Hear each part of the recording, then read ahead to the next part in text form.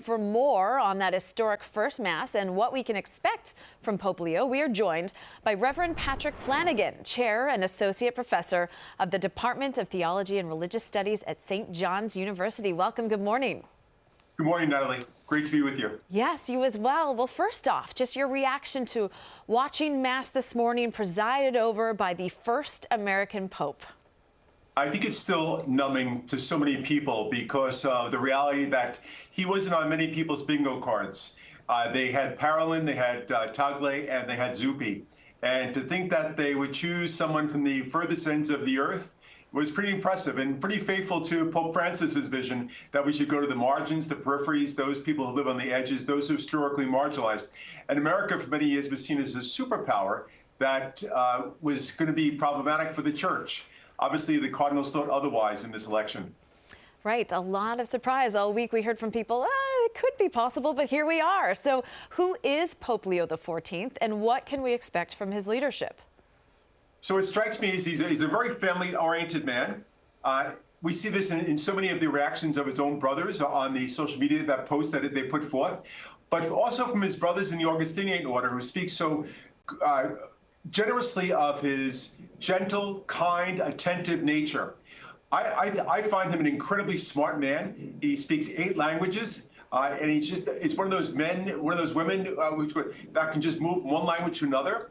He's a skilled administrator. I think that's what is needed in this day and age of the church, and that's what he's going to bring. He's got a global perspective, and he's very encouraging in his own humble, quiet way, and that's going to be a beautiful reality for the next number of years.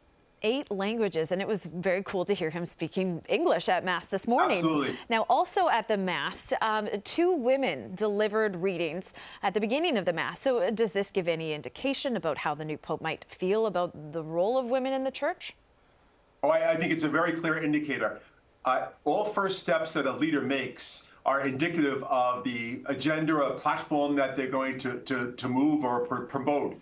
And clearly, Pope Leo XIV is moving in similar direction that Pope Francis took. So one of the things that we recognize in the Roman Catholic Church is that women are not permitted to do certain things and participate in Eucharist. And the reality is that we get that from the gospel. However, that does not preclude the Catholic Church from including them in leadership roles otherwise, such as Pope Francis appointed one to be the head of one dicastery, one organization in Rome, another one to be head of the governor's office in Rome. And as you saw here, pretty clearly that Pope Leo wants to include women in his ministry.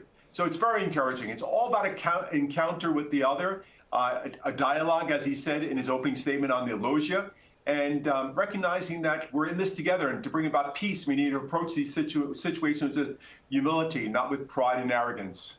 And today's Mass, just the beginning of a very busy stretch ahead. Maybe you could walk us through what the next couple days might look like for the Pope?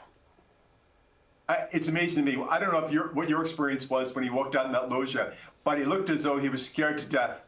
And he just overcome with emotion. At one point, I found him almost at the point of tears as he walked out because he realized that he had been chosen by his brother cardinals. What's going to happen is that over the next course of the couple of days, he's going to be involved with a lot of meetings, trying to set up a context, because what he's got to do is got to reestablish all the offices that went defunct after Pope Francis died. And so he's going to have to now appoint new people, almost like the United States Congress when a new president comes in. And then eventually what's going to happen is that he's going to use opportunities to meet the people.